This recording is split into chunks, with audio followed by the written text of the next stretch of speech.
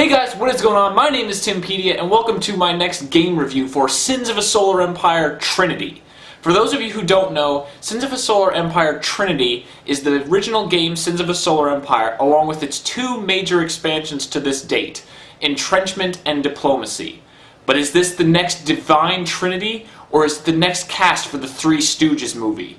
Let's find out. Lower the gates!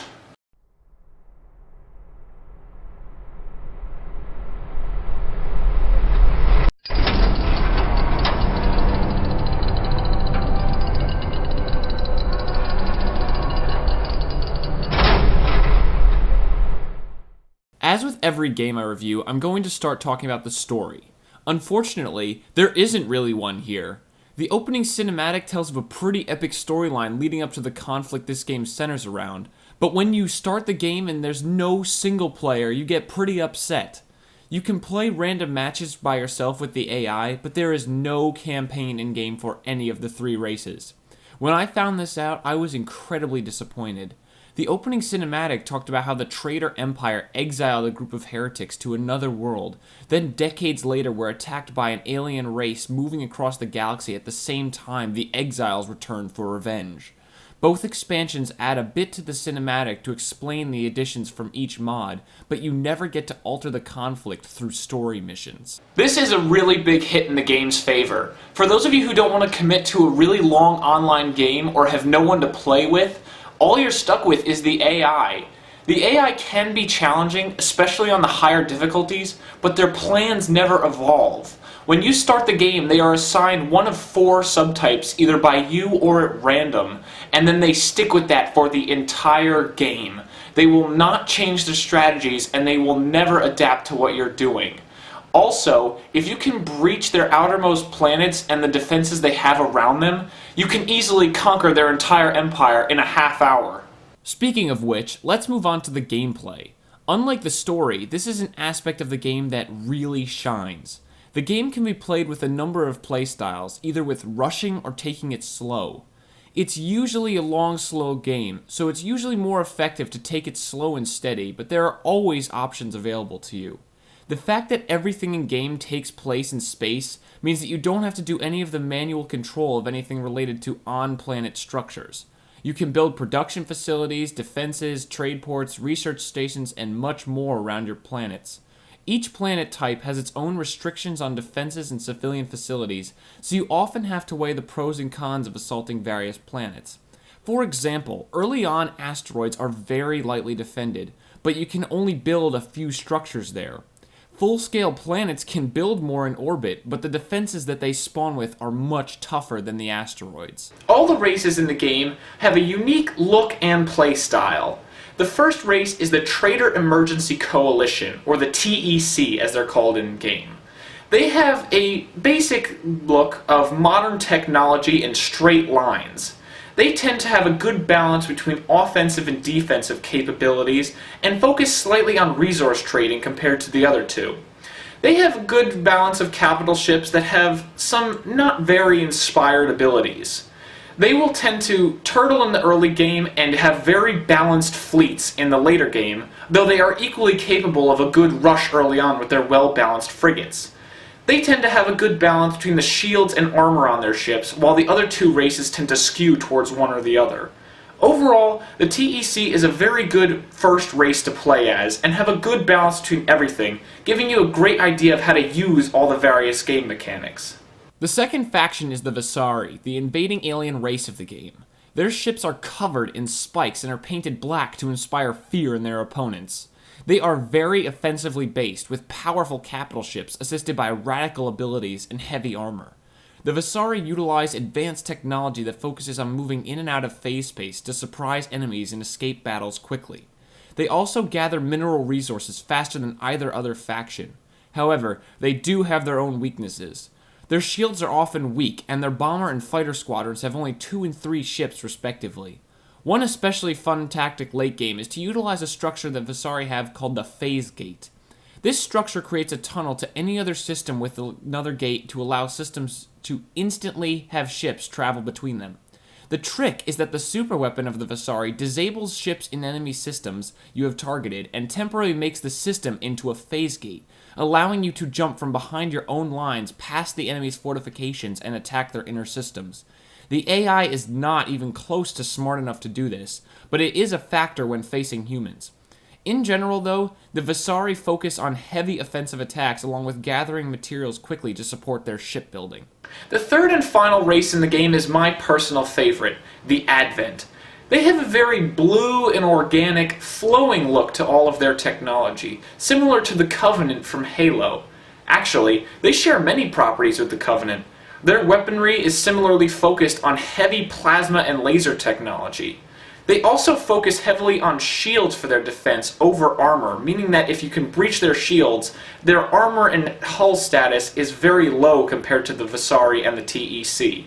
However, they make up for this by having very good defensive structures and controlling influence throughout the galaxy. They will often expend huge amounts of resources into taking over influence in their own systems and the enemy's.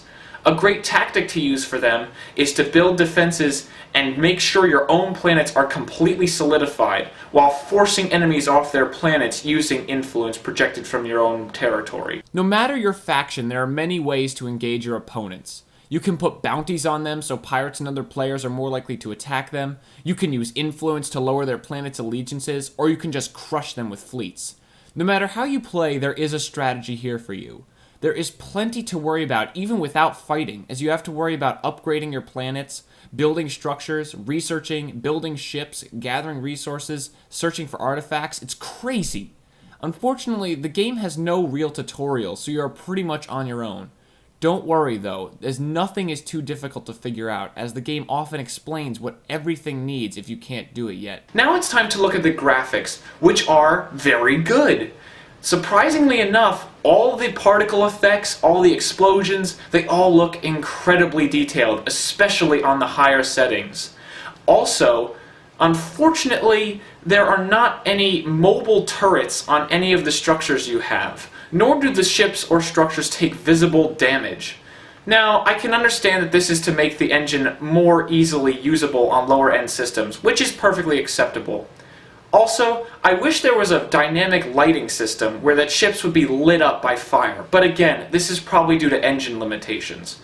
All in all, especially on the highest graphics settings, if you can run them, the graphics look great. Plus, they are designed to make everything very easy to identify. The interface does a great job of making sure that even things that would be far too small for you to normally interact with in other games are very easy to identify and control, giving you great control over all of your empire, no matter how small or large whatever it is you're trying to do involves. Before I close, I just want to talk about what the two expansions add to the game.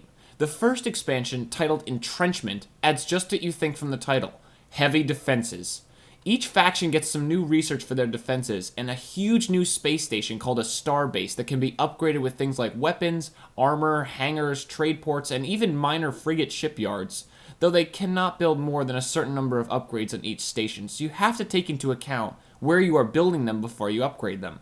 Each faction also gets a new ship with very powerful long-range weaponry designed to kill these starbases, though they move very slowly and are weak to compensate.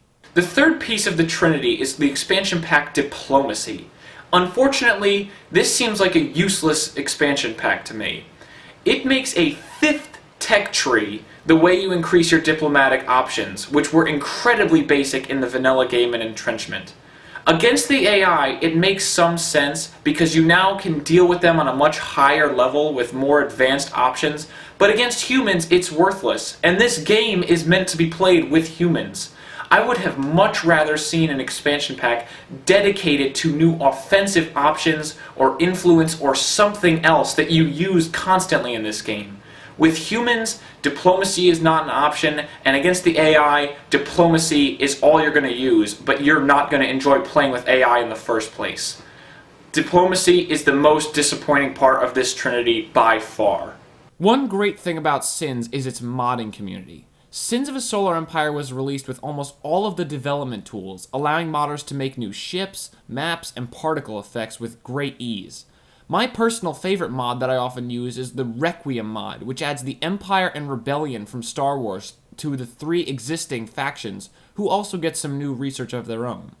There are also great new particle effects and some new planet types. I've used other mods which certainly weren't bad, but Requiem is incredible. Plus, it's one of the few mods that has actually been updated with the newest versions of both Entrenchment and Diplomacy, and is still being worked on to this day, unlike most mods that never even made it to the last update for Entrenchment. The biggest and most important question of the day is, do I recommend Sins of a Solar Empire Trinity? The answer is a very depressing no, unless you already know people who own it or will get it with you. If you do, you will be able to experience a great multiplayer time with great graphics and great gameplay, but the total lack of single-player options beyond random battles versus the AI means you will get bored very quickly playing by yourself. As of this recording, Sins of the Solar Empire Rebellion has been announced to come out later this year, and I am very excited for 2 reasons. It means more Sins of the Solar Empire for me and my friends I play with already, and it means that there is still a strong enough community out there to warrant an expansion pack for this game 3 years down the line. Anyway guys, that's my review of Sins of a Solar Empire Trinity. If you feel like it, you're more than welcome to challenge me online and face my mighty fleet of the Advent. But until next time guys, my name is Timpedia and I will catch you guys next time.